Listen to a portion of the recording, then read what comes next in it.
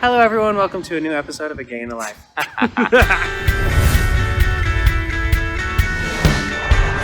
Today, we are having a date night in Little Tokyo in LA. Yeah, Kazuki, our last guest, inspired us to want to do a date night Japan-themed episode. Yeah, and we both really love Japanese culture, and we're hoping to go to Japan for our honeymoon. Let's go check things out and see what it looks like. Let's have a fun day.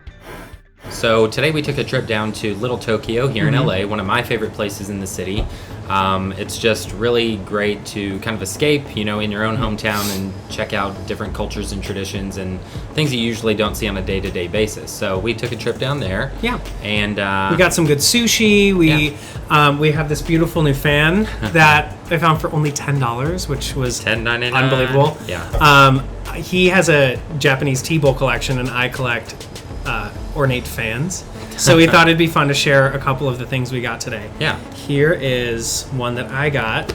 This is a pretty fabulous fan. Look at how incredible this is. And in the sunlight, it literally sparkles like a filter, like an Instagram filter. And I collect tea bowls. I was part of a Chado society, which is the art of tea in Japanese.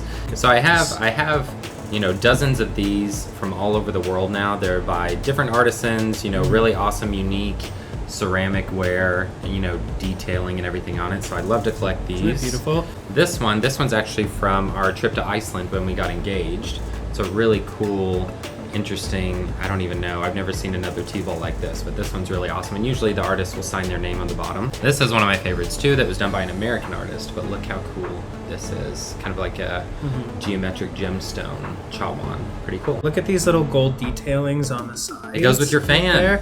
Oh my gosh, they match! Wow. Actually, the colors together look really nice. Yeah.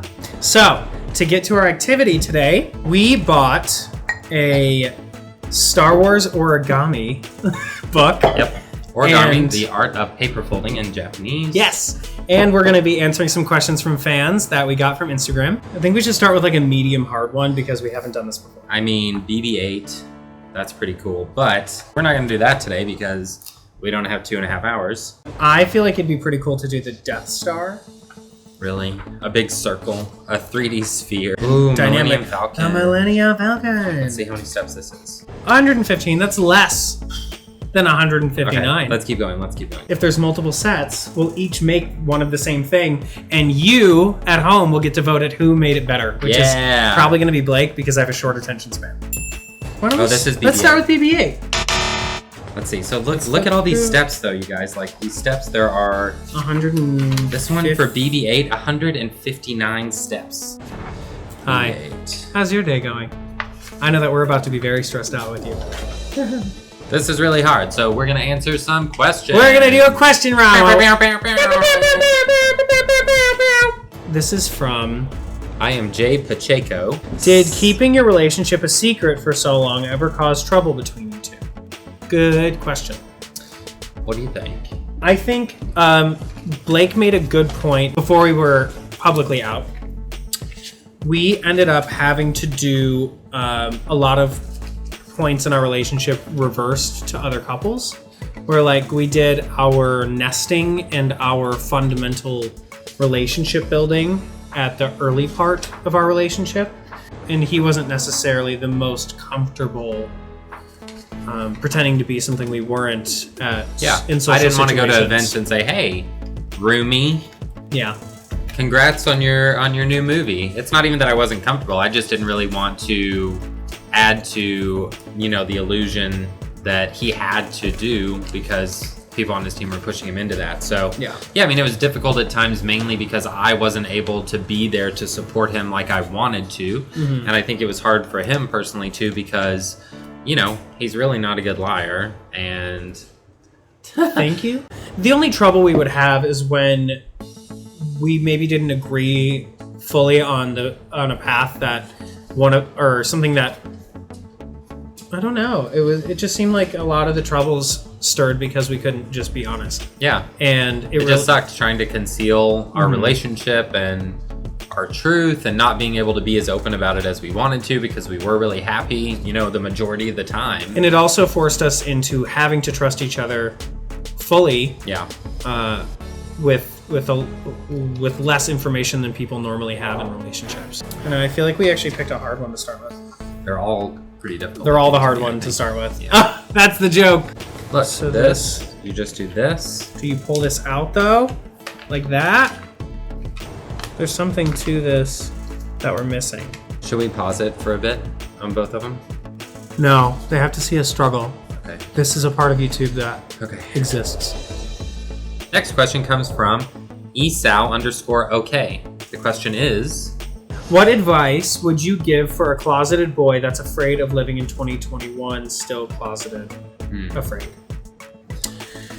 yeah, I think that's a really tough question because everyone's experience is totally different, and depending on where you live and who you're living with and where you are, The situation you're in, the family, friends that you have in your life. And yeah, something that I did when I was younger, and this is just my own personal experience, was I had one or two friends that I really trusted with my truth and with my authentic self. yeah, And I felt safe to explore that part of me as I was getting older with them, and with them only, not because I didn't want to be authentic and live my truth in my everyday life with everyone.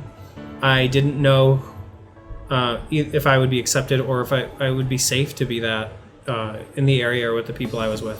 No, but I think first and foremost, make sure you're safe, you're comfortable with it yourself, and you come out on your own terms, like we've said in past videos. Mm-hmm. But if you do have to bide your time, we definitely don't encourage staying in the closet, but if it could impact your life really negatively, if that's a possibility, find your own tribe and people that you can trust. You can also check out the trevorproject.com because they do have some resources available and people that you can talk to. They have text chat, I think, or chats on their website, and they also have phone numbers that you can call. So check that out too, because they have other resources available that could help you and that might be local to wherever you're located.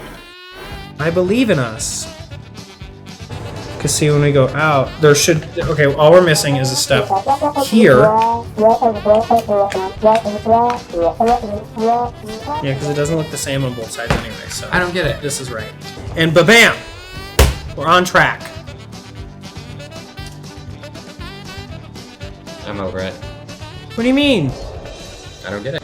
This is from Gracie.Morefield. Hello, Gracie. Hi, Gracie. Gracie says, How are you dealing with coronavirus and not being able to do that many shows? How am I dealing with that is I've been lucky enough, I've done a few Zoom plays with some pretty incredible people. George Takei, amazing. Directed by Michael Urie. And, True. Drew Droege. Another amazing queer actor and writer. There was amazing, yeah. I also did, that was called Silver Foxes. And also I want to mention Pride of Lions, written by Roger Q. Mason. Oh yeah, another play you did. Was an awesome play, and also had a bunch of amazing people in it. Miss Peppermint from RuPaul's Drag Race, and Yes.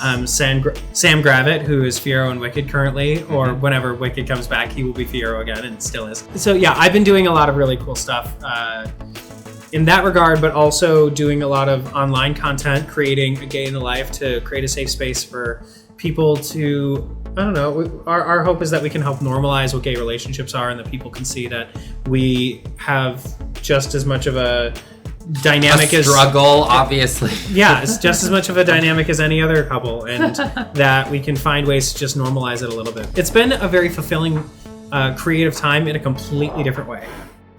Yep. And then this. Okay, I just need to pay goes attention over. a little more closely because this is not your grandma's origami. Okay, this is very intense Then origami. this.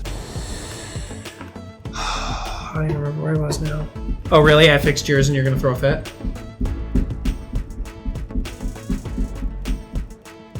Hurry up. Okay. Why is it facing the wrong way? Well, shite. Let me fix mine and then we can continue.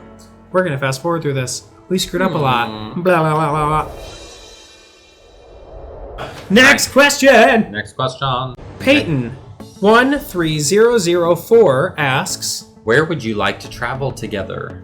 Well, the inspiration for this episode was Japan. And Yes. that's, we've been talking about wanting to go to Japan for years. We watch lots of Japanese cinema. We watch lots of American cinema that's set in Japan and that are about Japanese characters. I read tons of books about Japan. So yeah, Japan is definitely really high on our list. We're hoping to go there during our honeymoon. The Maldives, we're probably going to go to the Maldives. We just talked about it like an hour ago. That's why I just did that. I know we want to go to a lot of places.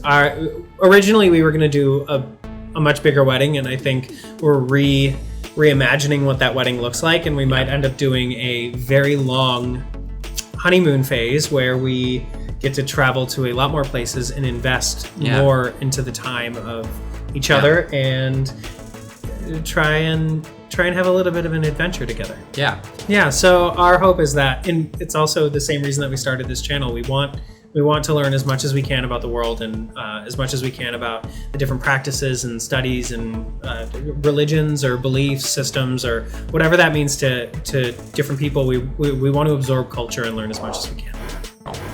Well, I think that's all the time we have for today. We ended up with these floundering origami, poorly made. We only made it to step 20. I don't know. Mine looks a lot or like something. it. It's Yours supposed to look like this. I can't believe it's all that to roll it up into a ball. A goose. A fleur. When we do these date nights, a lot of the time we do things where things that we haven't done before. We play games together and do puzzles and different types of things that we've never done or experienced, and sometimes it goes really well. And sometimes it doesn't. Sometimes it's this, but we still had fun. Yeah. Right? Yeah. All right. Thank you again for joining us this week. Yeah, we'll see you guys next week. Mwah. Goodbye. Bye.